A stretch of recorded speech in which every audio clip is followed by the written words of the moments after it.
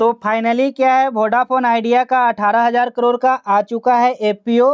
तो इस वीडियो में हम डिटेल्स में देखेंगे कि एफपीओ क्या होता है, इसमें आप किस तरह से अप्लाई करेंगे कि आपको 100% अलॉटमेंट मिल जाएगा, ठीक है।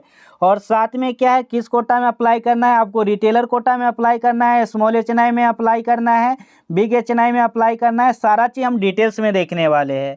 और इसके अलावा भी आपके मन में जितने भी सवाल चल रहा होगा ना वीआईएफपीओ से रिलेटेड, सारा सवाल क्लियर हो जाएगा इस वीडियो के लास्ट तक। तो बस आपको वीडियो को कंप्लीट देखना है, ठीक है।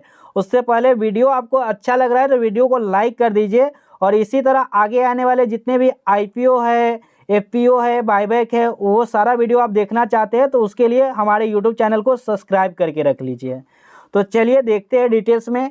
तो सबसे पहले दोस्तों हम समझते हैं यहाँ पर एफपीओ क्या होता है, ठीक है। तो एफपीओ का जो फुल फॉर्म है फॉलो अप पब्लिक ऑफरिंग है, ठीक है। तो एक जनरली एक क्या होता है, आईपीओ होता है। जब कोई कंपनी पहली बार अपने आप को क्या है स्टॉक मार्केट में लेकर आती है लिस्ट कराने, तो वो आईपीओ लेकर आती है। लेकिन यहीं पर जो कंपनी ऑलरेडी आईपीओ लेकर आ चुकी है, फिर से अपने और हिस्से को स्टॉक मार्केट में लेकर आना चाहती है, तो वो एफपीओ लेकर आती है। तो इस केस में क्या है, वोडाफोन अपना एफपीओ लाया है क्योंकि यह ऑलरेडी कभी ना कभी अपना आईपीओ लेकर आ चुका है और अभी भी स्टॉक मार्केट में लिस्टेड है। तो अब आपके मन में एक सवाल उठ रहा है, जब ऑलरेडी यह स्टॉक मार्केट में लिस्टेड है तो इसके शेयर को तो हम डायरेक्ट क्या है वहाँ से खरीद ही सकते हैं, तो हम एफपीओ में क्यों अप्लाई करेंगे। तो दोस्तों जनरली जो एफपीओ होता है ना, जिस प्राइस पर आता है वो मार्केट में जो भी प्राइस चलता रहता है उससे थोड़ा कम प्राइस में आता है, जिससे क्या है हम लोग को अप्लाई कर देते हैं कम प्राइस पे और हमें कम प्राइस पे मिल जाता है, तो हम ज़्यादा प्राइस पर क्या है उसको सेल करके प्रॉफिट करते हैं। तो अभी जो वोडाफोन आइडिया का जो शेयर है अभी स्टॉक मार्केट में, उसको आप खरीदने जाएंगे तो उसका प्राइस है 13 रुपये से भी ज़्यादा, ठीक है, 13 रुपया 20 पैसे के करीब में। लेकिन यहाँ अगर आप एफपीओ में अप्लाई करते हैं और वह शेयर आपको मिलता है तो वो आपको मिलने वाला है 11 रुपये के प्राइस पर, ठीक है। इसलिए हम लोग एफपीओ में अप्लाई कर सकते हैं, ठीक है। तो चलिए डिटेल्स में आगे और भी देखते हैं इस एफपीओ के बारे में।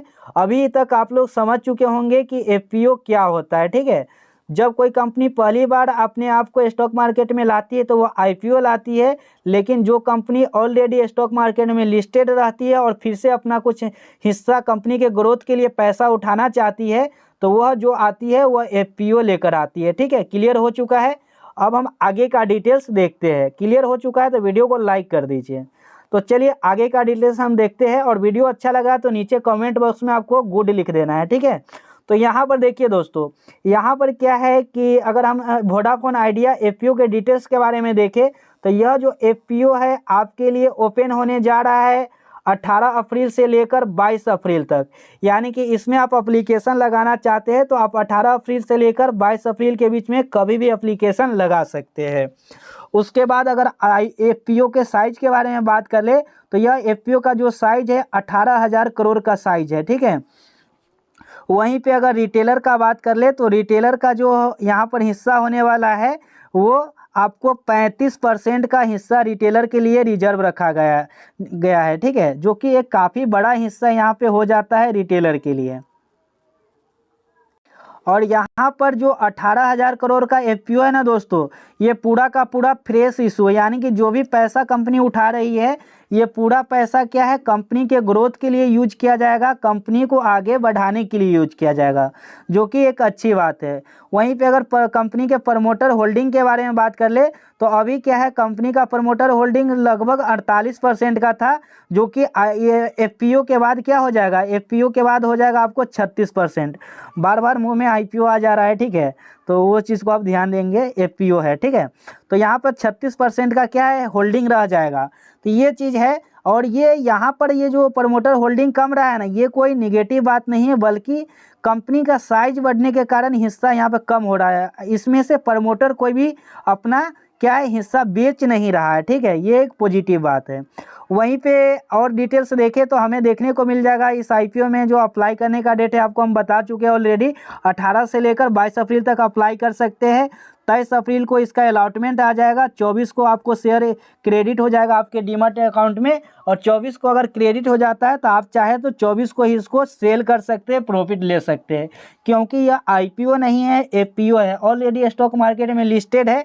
तो अगर आपको 24 को मिल जाता है तो आप 24 को भी इसको सेल कर पाएंगे, ठीक है। लेकिन इसका जो फाइनल डेट रखा गया है 25 को, अगर 25 अप्रैल 24 को नहीं मिलता है तो 25 अप्रैल तक आपके डीमैट अकाउंट में यह 100% आ जाएगा और आप 25 अप्रैल को इनको सेल कर पाएंगे। अगर 24 को ही आ जाता है तो उसके बारे में भी हम अपने व्हाट्सएप ग्रुप में अपडेट दे देंगे, तो कमेंट में लिंक है हमारे व्हाट्सएप ग्रुप को, वहाँ से ज्वाइन कर सकते हैं। अगर ऐसा होता है कि 24 को ही यह शेयर हमारे डीमैट अकाउंट में क्रेडिट हो जाता है, जिसका कि चांस है, ठीक है, तो हो जाता है, तो वो आपको अपडेट मिल जाएगा हमारे व्हाट्सएप ग्रुप में। उसके बाद आगे का डिटेल्स के बारे में बात करें तो यहाँ पे आपको देखने को मिल जाएगा, यहाँ पर अगर आप एक लॉट एप्लीकेशन अप्लाई करना चाहते हैं रिटेलर कोटा में तो आपको 1298 शेयर के लिए एक एप्लीकेशन लगाना पड़ेगा, और जो फंड का रिक्वायरमेंट पड़ने वाला है 14,278 रुपये का। और यहाँ पर एक चीज़ और ध्यान दीजिएगा दोस्तों, यह जो IPO है ना दोस्तों, इसमें आप 2 लॉट भी अप्लाई कर सकते हैं। जनरली जो भी कोटा होता है उसमें हम बोलते हैं कि आपको एक ही लॉट अप्लाई करना है, लेकिन यहाँ पर FPO का जो साइज है ना 1800 करोड़ का, यानी काफ़ी बड़ा है, और उसमें भी रिटेलर के लिए 35% का कोटा क्या है, रिजर्व रखा गया है, जो कि एक बहुत बड़ा साइज हो जाता है, ठीक है। 35% का कोटा रिजर्व रखा गया है। तो यहाँ पर आप 2 लॉट भी अप्लाई करते तो 2 लॉट भी आपको मिल सकता है। आप 14 लॉट तक, एक लॉट से लेकर 14 लॉट तक अप्लीकेशन लगा सकते हैं, ठीक है। 14 लॉट, 40 नहीं 14, ठीक है। 14 लॉट तक अप्लीकेशन आप लगा सकते हैं, तो आप रिटेलर कोटा में आएंगे, ठीक है। वहीं पे अगर स्मॉल HNI में, चलिए एक एक करके सभी का हम यहाँ पर लिख कर समझा देते हैं। यहाँ पर क्या है कि आपके पास अगर 4 अकाउंट है, ठीक है, और आपके पास पैसा कम है, तब तो क्या करेंगे, आप एक एक लॉट अप्लाई कर देंगे। लेकिन आपके पास फंड अच्छा है तो आप क्या कर सकते हैं, यहाँ पर देखिए, यहाँ पे अगर आप रिटेलर कोटा के लिए अप्लाई कर सकते हैं, ठीक है। यहाँ पर स्मॉल HNI के लिए अप्लाई करना चाहते हैं तो, और बिग HNI के लिए अप्लाई करना चाहते हैं तो क्या करना है, सभी के लिए हम बता देते हैं एक एक करके। तो देखिए, स्मॉल HNI के लिए आप अप्लाई करना चाहते हैं तो आप यहाँ पर एक लॉट से लेकर, ठीक है, 14 लॉट तक आप एप्लीकेशन लगा सकते हैं।